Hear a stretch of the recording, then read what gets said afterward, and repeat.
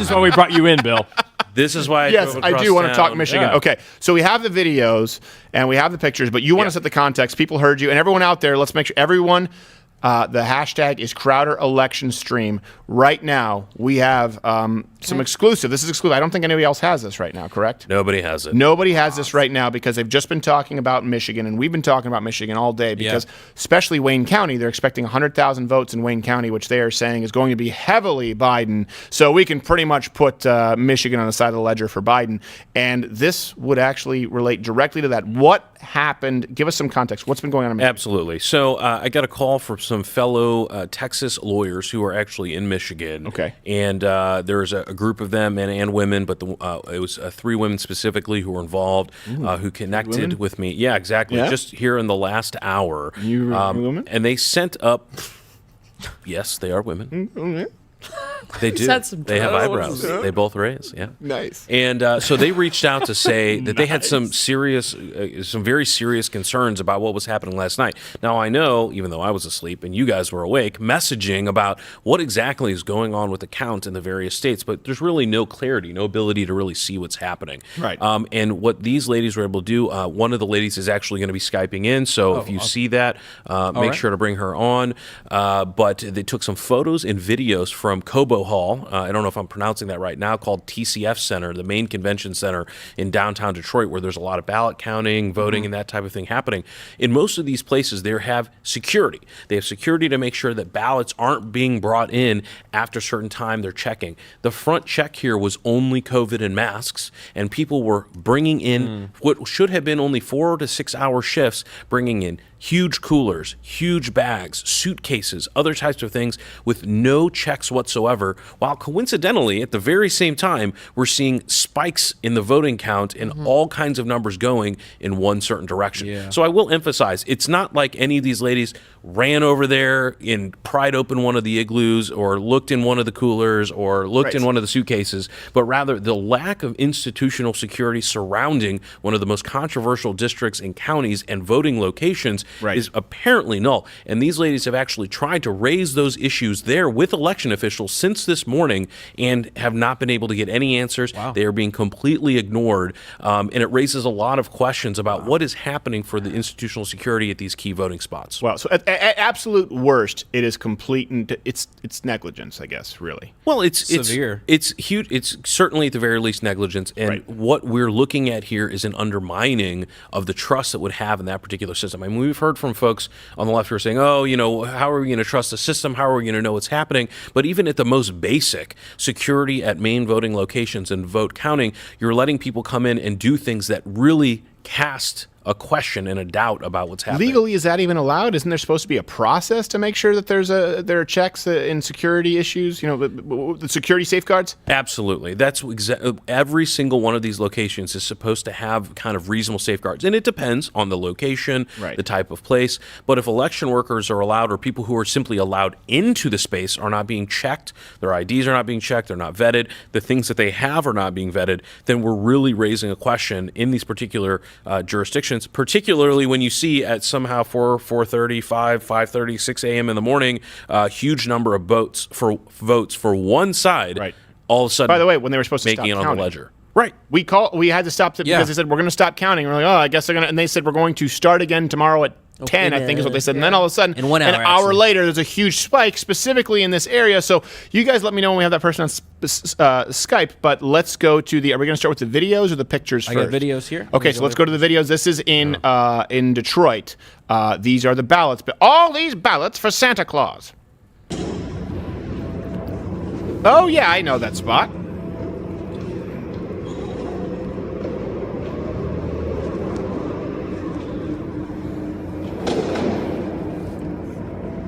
So these are pretty raw. Yeah, these are pretty raw. So how long are these videos that This you have? one's 3 minutes. 3 minutes? Kinda Okay. scoots So let's through. okay, Oh, right we here, go, right we here. go. Okay. All right. So let's look at this. So okay. So right here for people who are watching, again, we're just getting this. These are people bringing them in coolers. There's no one around. That looks like a radio. That does not Wow. look like a bustling ballot counting operation. That In the- looks in the like dark. That looks like the kind of place where Hunter Biden would find his next fix. And one of the things is there's, certainly a lot to be happening. Wayne County has a lot of votes, but it's the dead of night. Yeah. The polls have been closed for hours and hours. Where are these? And they were supposed to stop counting. That's what they said on air. Right. And what are they doing at this particular moment that they need these type of containers at this particular time? Wow. Okay. Let's keep fast forward. What was that voice that I just heard? There's a white van. Oh, it's someone Narrating. And this little cart thing. See? Wow. Just getting something out of there. There's just one guy. Yeah. And he's not even wearing a tie. So the person who's going to be logging in, her name is Kelly S., and she's a licensed attorney here in Texas, again, up in the Detroit area, who monitoring with some other groups that are part of the Attorneys for Trump organization. They're monitoring, making sure that things get done correctly. It's a wagon. And you're going to see wagons and That's other a wheel-wed wagon. strange implements. So this is either a horror movie or something worse. Wow. You wouldn't be able to trust that just because some ballots could fly off the back. That's a guy in a WrestleMania T-shirt with a KB Toys wagon. Wow. So he's I was bringing joking these. about the radio flyer. No, but yeah, you're That's right. actually That's a the radio radio flyer. He got the nice brand. On brand. Yeah, the good thing, that's name brand. Good for him. Wow. They spent the extra $20. So think of the different points here where there's no security. There's no security. First off, we have no idea how these things got into the van. There's no one there right now escorting him from the van. There's no one meeting him as he brings it into there. You would think that there should be a human conveyor belt of people. It should look like American Gangster when they're all cutting the cocaine naked, so that you're sure they don't have anything in their pockets. And this guy's just walking in. There isn't any kind of official there for hundreds of yards. Goodness. He's just bringing in a wagon right there, and we actually have her on air. The person who recorded, and we have more videos. So let's and her name is Kelly Sorrell. Kelly Sorrell, can you see me? Can you hear me? Yes. Yes. Thank you so much for being with us. Hey, and look at this. Even after a long night, you look better than the people over there on CNN, and you actually have lighting and sound that functions. Kelly, I don't want to get this wrong here. My half-Asian lawyer Bill is here. That was you videotaping this, and I don't want to be redundant, but I don't think this can be stressed enough. This was happening in one of the major areas of Michigan, right in Detroit. We just watched one video where a guy was bringing it in a red wagon, these ballots. Explain to me what you saw and why you brought it to half-Asian Bill's attention and officials. Why is this so concerning? Well, I actually went up there. All the polls were closed, and I went up there after we had all gotten back to the hotel. I was kind of watching the news and decided I was going to go check on, it's called Kobo. And so I thought I'd go downtown and check out how the absentee ballots were being counted and see if they were still counting, because I had actually heard on the news that they weren't going to be counting anymore. That's exactly. So we were doing the election stream all night. And keep in mind that into that point, when we were about to go to bed, they said we're going to reconvene. I think they said at 9 a.m. or they said at 10 a.m. Yeah. And then all of a sudden, an hour later, there was a huge jump in Michigan for Biden. So yes, we were there last night. People can corroborate it. 8 million people watched. They said no more counting, and that's when you started filming this video, right? Well, yeah. And so as soon as I heard that, I was like, you know what? I think I'm going to go down there and just check and make sure that they actually are cutting it off, because I would hate to leave or not be down there checking on things and they be doing something shady. So I went down and I actually got in, and they screened me for COVID. They took my temperature, made sure I had my mask. I kind of roamed around, and I was like, I'm going to go grab some coffee and then come back and park for the night, because they were active. So I left, and as I was walking out the door, I see this white van pull up. And as I stopped for a second, turned on my phone, you saw the video where I kind of like walk around, and I see he's pulling out like an old radio flyer wagon and is like connecting it. And then I get in the car and I see him like drop the box. And that was pretty much, we had worked polling stations for the night. And that's, very similar to the box that we had seen and been watching and monitoring to make sure that got locked and removed from the polling stations, put in vehicles, and driven to the secure locations. Right. So it was just one of those where I was like, that's kind of weird. So I went and grabbed my coffee, came back, and just was sitting and just observing. I tried to go in. I'm not a Michigan resident, so I'm not allowed to actually go and roam around on the floor. Right. but I could observe it was a glass window. I could observe there was no security at the door. Nobody was checking bags or credentials or, you know, who was coming in, even identification, anything. People were just able to go in. I'm assuming if they were actually counting ballots, they would get something somewhere. Right. But just for regular folks, and there were other attorneys in our group that actually got in later and just roamed the floor. Yeah, one sec. Mute their mics over there just for right now, because right now we can hear them typing. Okay, so that was the first video, and I understand that we have some other videos as well, if I'm not mistaken. Correct there, Quarter Black Garrett?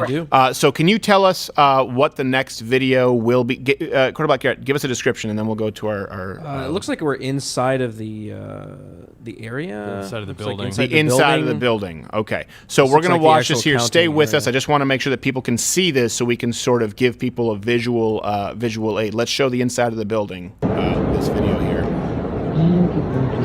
Okay, so this is where they were going inside, and that's where they're supposed to be counting those ballots, I assume. And so, I'm sorry, I forgot the name of your lovely guest here. Kelly. Kelly, right here, can you turn on the volume on the clip a little bit? Yeah. So, Kelly, right here we see them coming in suitcases. Is this the same place, the area where they are now? Is that where you saw them bringing in the red wagon? Because in here it looks like there are quite a few people. That's a ballot counting operation. Right. So I can't really tell which video clip you're looking at, but so it's basically like a convention center, the Right. building that we're in. So there's where we came in, or where I came in, was kind of up on the upper level, and then you go down, and there's entrances for everyone, and they're dragging luggage, they're dragging bags, they're dragging igloo, like ice chest.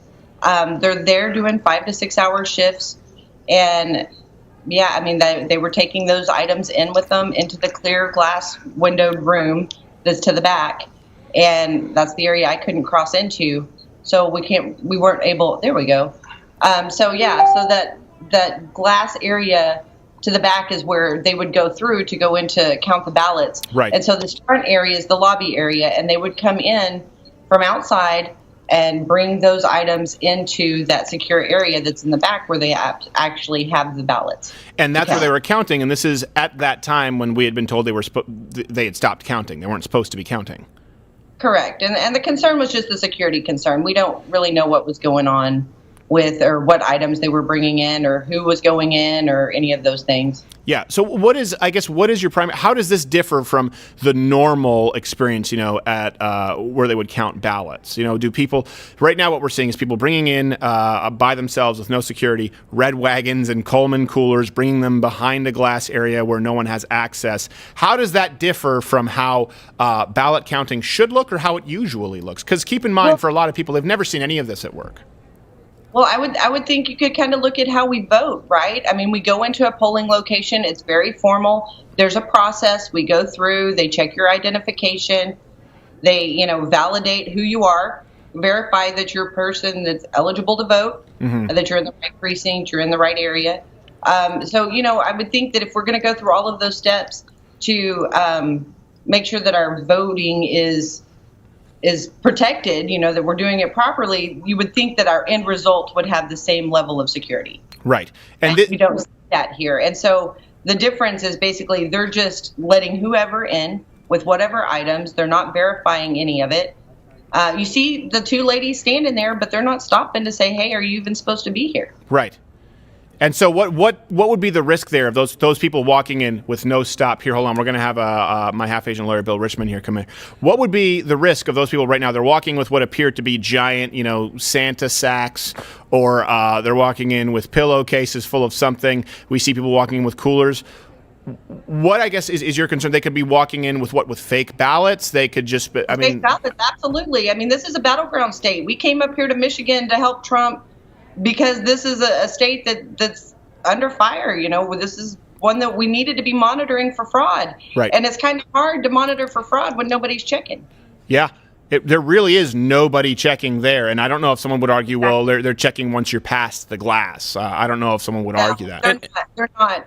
They go in, they roam around, they sit down.